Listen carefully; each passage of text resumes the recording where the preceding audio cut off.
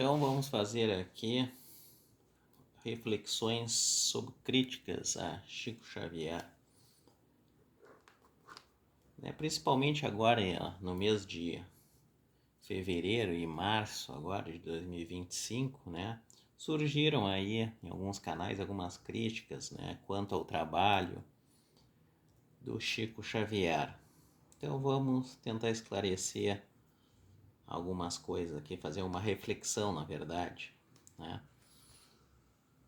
A primeira, crítica que se fez aí, de uma pessoa que conviveu com o Chico, ele se referiu ao Chico como uma pessoa muito vaidosa,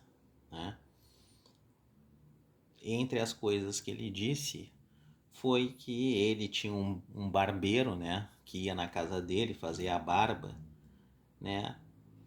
E além disso, ele, que eu fiquei sabendo, que eu já sabia há muito tempo, ele usava peruca, Isso aí é um indício de vaidade, E as pessoas começaram a criticar isso aí, dizendo que, como ele era um líder espiritual, que ele não poderia ter esse tipo de vaidade.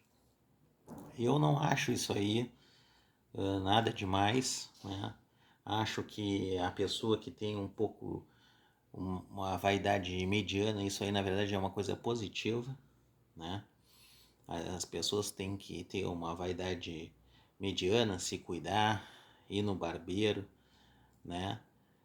E a pessoa colocou em dúvida alguns aspectos ali, até eu digo de caráter psíquico, que essa pessoa pode ter razão, não tem problema nenhum, E era uma pessoa que convivia com o Chico,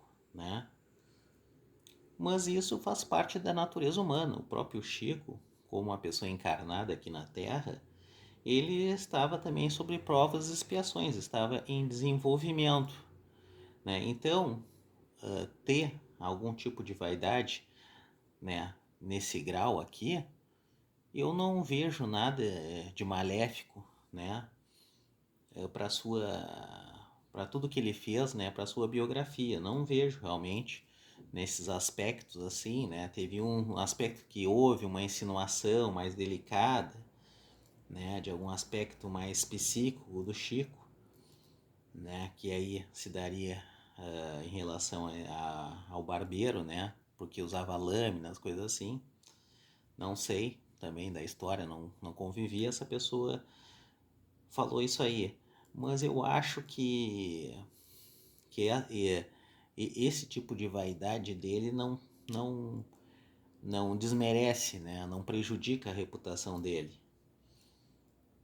Mas claro, a gente não conviveu com ele como essas pessoas dizem que conviveram, Mas toda a obra dele traz relatos de uma grande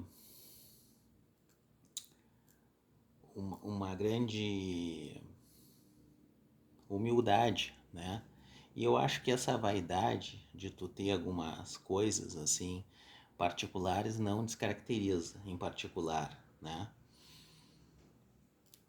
Até porque a gente vê aí alguns líderes religiosos, usando o dinheiro, usando o luxo, fazendo barbaridades, de toda ordem aí, sem um mínimo de caridade, de atenção, de solidariedade com o próximo e até mesmo com seus fiéis, muitas vezes, colocam medo nos fiéis, e falam e gritam e dizem diabo, não sei o que.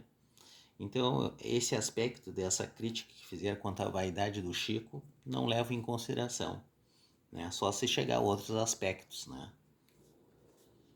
Outro aspecto, foi também que uma pessoa próxima a ele mencionou que o Chico, quando viajou aos Estados Unidos, ficou deslumbrado, e nem queria voltar ao Brasil. Eu acho que isso aí também não tem problema nenhum,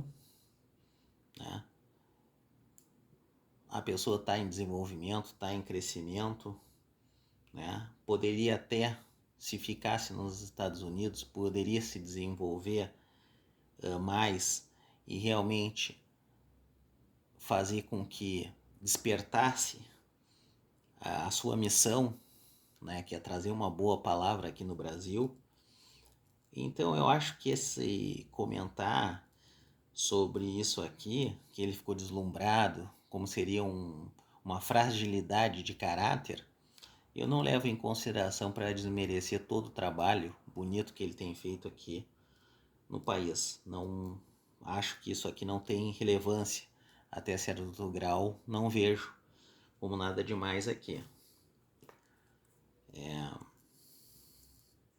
Outro aspecto, né, que até um líder religioso até de outra congregação aí disse, comentou, né, que conheceu o Chico, não sei o que, e dizia que ele queria ser santo, né, e que isso traria, né, instigaria o que?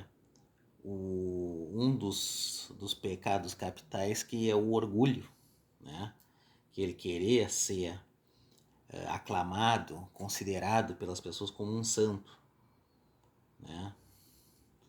Eu também, nesse aspecto, que bom, pode ser, né, que ele quisesse ser santo, pelo menos ele tentou ser uma pessoa dedicada aos seus irmãos e fazer o bem, né. Tudo que ele conquistou, né, foi tudo para caridade, né, ajudou muita gente, psicografou muitas cartas, fez trabalhos muito bonitos sem aparecer na televisão, sem querer se mostrar. Então essa acusação de querer ser santo, eu acho muito feio de um líder religioso falar de outro nesse aspecto aqui, que para mim não tem fundamento nenhum, né? Dizer que o outro quer ser santo, não vejo. Ele não quis levar proveito para enganar os outros, para tentar tirar dinheiro, para colocar medo nas pessoas, que nem tem alguns aí que fazem, né? Vocês sabem bem, né? Que é uma verdadeira vergonha, e que as pessoas depois ficam amarradas naquilo ali e não conseguem sair. Aquele medo psicológico que põe nisso aí, essa gritaria terrível que colocam aí. Então essa questão aí do orgulho, para mim também não desmerece a pessoa e a obra, né, do maior representante, um dos maiores representantes espíritas no país.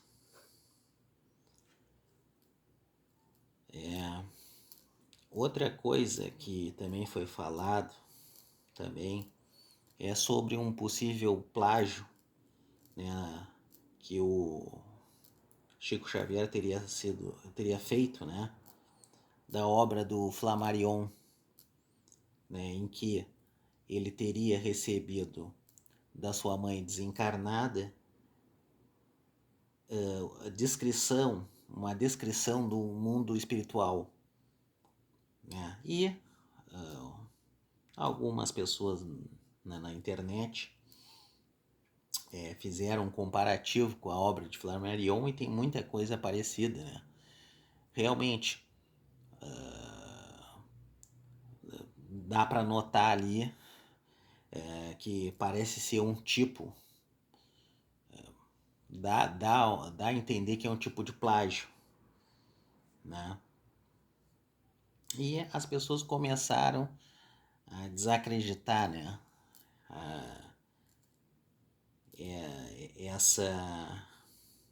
essa mediunidade do Chico, até certo grau, até disseram que estavam respeitando, né? Só que aí tem que ver o seguinte, né? Essa obra aí foi plagiada? Não sei. E as outras obras de mais de 450 livros foram plagiados também? Então eu acho que faltou esse comparativo, né? Essa obra aqui foi plagiada e as outras também foram 450 livros, né? Sendo que todos os recursos, todo o dinheiro, todo o benefício foram para todas milhares de pessoas. É outro questionamento. Então, se a pessoa faz uma crítica, ela, nesse livro, nos outros não achamos nada, então tem que pôr ali, né? Tem aquele programinha que tu põe para ver se as outras obras foram plagiadas também, né? Outra coisa, nessa época, o Chico Xavier era um médium em desenvolvimento, né? O médium em desenvolvimento, o que acontece? Ele, muitas vezes, ele acha que está recebendo uma transmissão de um espírito e não é o pensamento. Às vezes é o seu próprio pensamento. Às vezes ele traduziu com outras palavras aquilo que ele já sabe de uma situação. Também pode acontecer daqueles médiuns que estão em desenvolvimento, né? Que o próprio Allan Kardec explica. Outros vão se equivocar. Por quê? Porque eles acabaram captando a informação, por exemplo, de um espírito zombeteiro, né? Um espírito maléfico, o brincalhão, né? Que está querendo te pregar uma peça e tu acha que aquele espírito está te dando uma informação real e não está. Né? Então, por isso que o médium tem que ter toda a preparação, ter os seus mentores espirituais, né? E saber, né? Ter uma comunicação com os espíritos melhores, né? E a comunicação mais fiel possível, porque senão pode acontecer. O Chico sabia que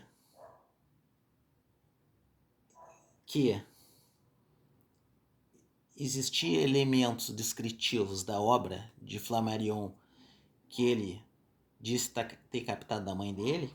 Bom, pode ser que sim, mas eu não sei, né?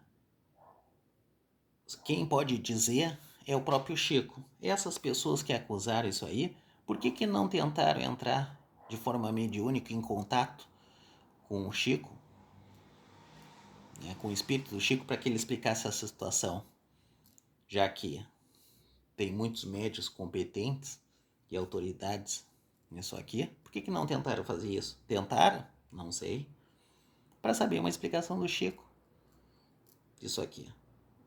Então esse negócio aqui do plágio, isso não é bom. Não foi bom. Pode ter sido equivocado, pode ter sido um erro do Chico, não sei. Quem pode dizer é ele. Por que não entraram em contato então? Não tentaram esclarecer. Então é aquele negócio, né? Tu não pode manchar a reputação de uma grande autoridade, da maior autoridade, eu acredito, espírita do país, um trabalho fantástico, maravilhoso, de ajuda ao próximo, por causa de um plágio de uma obra, sendo que ele tem mais de 450 livros, mais de 10 mil psicografias. Quer dizer, isso aqui não desabona nada. E ele, como uma pessoa, tinha defeitos, tentou fazer o máximo. Agora tu vai desacreditar a pessoa por causa disso? Não vejo motivo.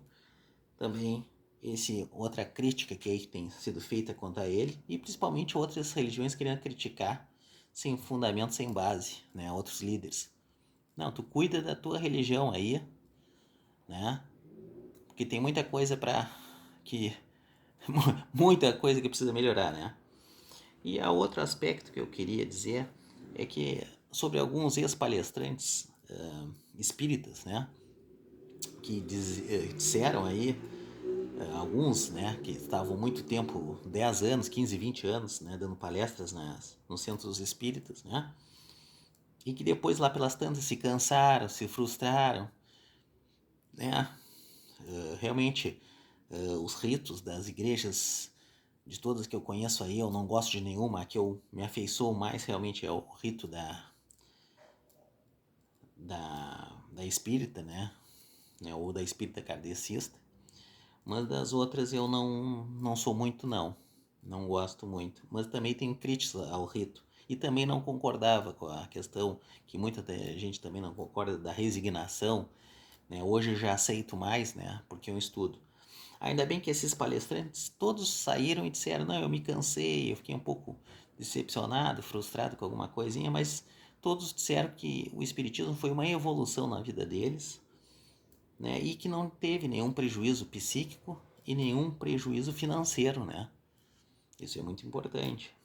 Quer dizer, então, que contribuiu. E quem sabe? Tu não sabe o futuro? Quem sabe a nova juventude espírita, né? Esses palestrantes que saíram, talvez alguns deles daqui a pouco venham, né, a se unificar, né, e criar algo muito maior. Será que isso aí não é um destino? Isso aí não está pré-determinado?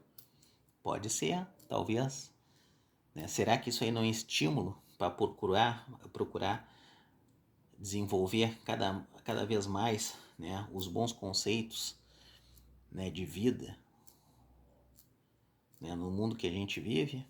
Pode ser essa a missão desses espíritos, desses palestrantes espíritos que saíram, com alguma frustração, já cansados, né, frustrados, né?